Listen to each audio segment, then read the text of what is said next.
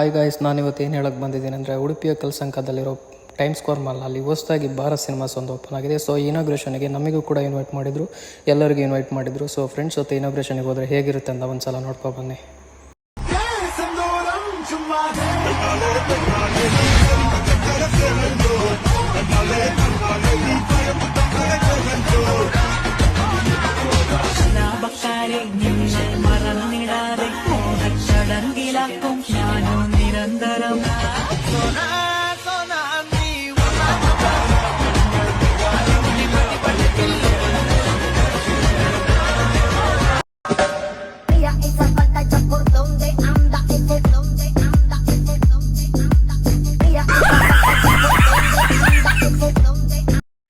ನೋಡಿದ್ರಲ್ಲ ಗಾಯ್ಸ್, ಇವ್ರನ್ನ ಇನ್ಮೇಲಂತ ಇಲ್ಲಿ ವಿಸಿಟ್ ಮಾಡಿದರೆ ಫಿಲಮ್ ನೋಡೋದಂತೂ ಮರಿಬೇಡಿ.